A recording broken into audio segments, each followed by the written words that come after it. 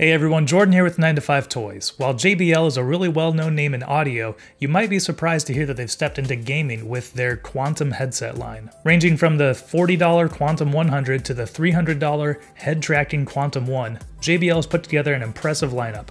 And we've spent some time with their penultimate gaming headset, the JBL Quantum 800. With ANC, 2.4 GHz, and Bluetooth wireless, and RGB, it's packed with features for the $200 price point. So let's check it out.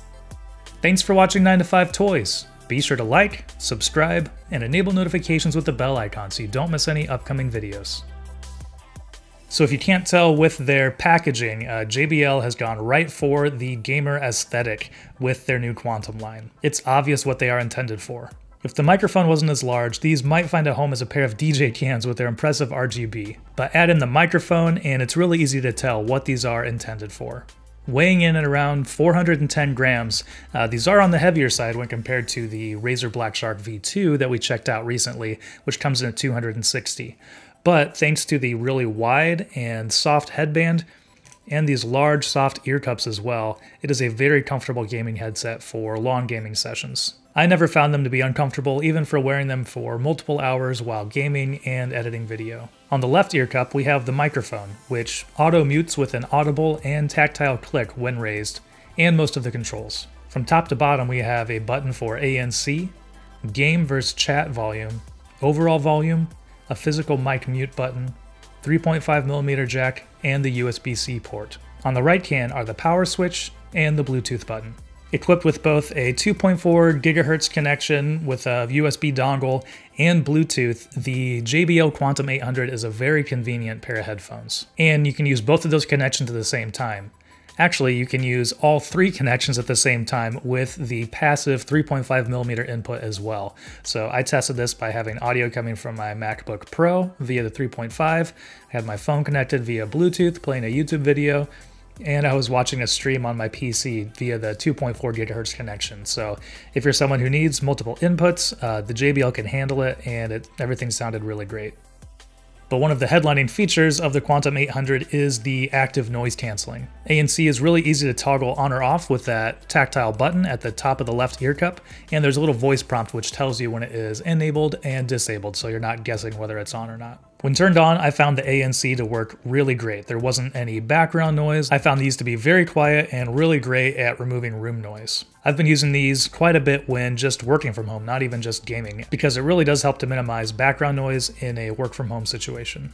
So now moving on to the only feature of the JBL which doesn't really blow me away, and that's battery life. Coming in at just 14 hours with RGB turned off, I mean that's still plenty to get through most days, most gaming sessions, most working sessions, and just need to remember to charge it either every day or every other day. But there are quite a few competitors out there in the wireless gaming headset that have quite a bit more battery life than that. And I did find it to drain quite a bit faster with the lighting turned on, so keep that in mind before turning your ear cups into a rave. And unfortunately, I wasn't able to both charge the headphone and use it in active mode at the same time. Anytime the headphones were turned on and connected to my PC, if I tried to plug in the USB-C cable, they would turn off and cut off that audio. So that would be really nice to kind of extend that battery life or that usable life by being able to charge it at the same time, but unfortunately, I wasn't able to do that. But moving back into one of the best features is the sound quality. Overall, they sound incredible even in the flat profile. When wireless, the frequency response goes from 20 to 20,000 Hz, and they hit low with a full sound thanks to those 50mm drivers. Explosions in Escape from Tarkov have plenty of presence, while I could still pick out footsteps and other audio cues for enemy positions. And beyond just the flat profile, which I did most of my listening in, there are profiles for bass boost or bass cut, or for extended listening sessions, for high-end boost. There's quite a bit in there that you can tweak around and play with. And all that tweaking is accomplished through the JBL Quantum engine, which you can pull up on a computer. Besides just EQ, you can also tweak surround sound modes, lighting settings, and get a quick status on volume level and battery life. So let's hop over to my PC and we'll take a closer look at the JBL Quantum Engine app. So first up, looking up here across the top, we can see there are quite a few specs. So we have the volume level, status whether or not the microphone is muted, which I have the microphone up right now, so it is muted, so that little box is on, but when I put this down, that turns off. So there's also a red light on the actual microphone boom, which lets you know whether it's muted or not. So we can also hit that microphone mute button back here, which will turn that on as well. So it's really easy to tell both in the app and on the microphone whether or not your microphone is live. And we also have a graphical representation of the slider between chat and game volume. So that's what the top dial is here on the headphones. You can adjust that. And as I turn it, you can see that slider is going back and forth. So I usually try to keep it right in the middle. And then depending on what game I'm playing or who I'm playing with, I can easily change that. Next up, we have the spatial audio, which you can easily enable. And we'll get into that a little bit more. There is another complete setting for that. So we'll talk a little bit more about that here in a second. Next, we have the battery life, which just gives a little percentage here. And then we have the current connection. So it says 2.4 gigahertz. And let's see if it will do anything if I connect it to Bluetooth. So I just connected it to Bluetooth on my iPhone 8. And as you can see here, it actually says Jordan's 8 Bluetooth. And you actually have controls for ANC on and off right here as well. So you can toggle that on or off. And you also have talk through, which brings up a lot of the room noise and actually pipes it through. So if you want to talk to somebody while wearing the headphones and you don't want to take them off, you just enable that and you can easily talk to somebody. And of course, there are different profiles if you want to save or edit your own profile as well. All right, now moving down to these different menus over here on the left. Obviously, first up, we have the Equalizer, which you can just drag individual values if you want. There are 10 different sliders here. You can drag up or down to plus or minus 12 decibels to really dial in the exact sound that you want for your headphones. Or if you go over here, there are a bunch of preset EQ settings as well. So if you put it on bass boost, you can tell pumps up the low end there. If you put it on bass cut, it takes those down. If you put it on long session, it takes out some of the frequencies that can be a little bit more fatiguing to your ears if you're listening to something for a long time. So I've found that in most of my listening, I've just left it on the flat profile, which I think sounds good in pretty much any setting for either editing video, gaming, or listening to music. All right, so next up, we're going to go to lighting and play around with that. So hopefully you can see here, I'll hit it on and those should show up. Yep, you can see the cans are starting to light up now. And so the setting that it's on right now is Spectrum, so that should cycle through every single color. And they have a few different preset options on here. We have Arena, Dystopia, Sniper, Sound is Survival, and Spectrum. And you can tell there are 2 different colored lines, and those represent the logo on top and the ring on bottom. So it's a quick representation of which colors are going to be showing up on which. So like with Sniper, if you select that, the logo is going to blink, and then the ring is going to blink that yellow. So some really cool lighting effects in there. So next up we have spatial audio, which in off is just playing in stereo mode with this graphical representation over here on the right. If you put it on DTS, you can tell that it's going to try to put some different audio coming through different speakers, virtually represent those. And then JBL has their own quantum surround setting. And in the advanced mode, you can dial in your head diameter and your body height. And then you can check out and test those different channels in here as well. So a lot of these spatial audio and virtual surround settings I'm not typically a huge fan of. The only one I've really found myself using much is the THX spatial audio, which we had on the Black Shark V2 through their little USB sound card dongle. I'll link that review down in the description so you can check that out.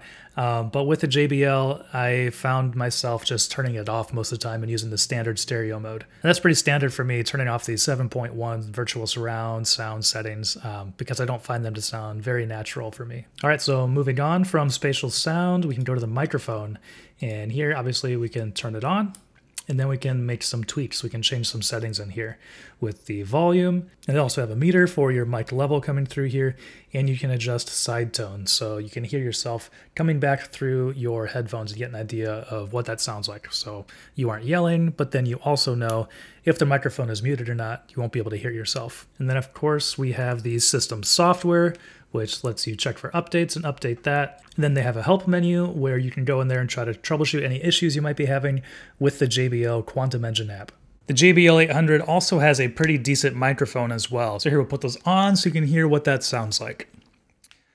Hi, this is Jordan with 9 to 5 Toys, and today we are testing the JBL Quantum 800 gaming headset. With ANC, Bluetooth, and 2.4 GHz wireless, it's a pretty awesome headset for the $200 price. And to test that a little bit more, I have brought over my clickiest of clicky keyboards, the Razer Huntsman Mini, with their purple optical switches that are pretty clicky. So here we'll do some typing so you can hear how that sounds with this headset.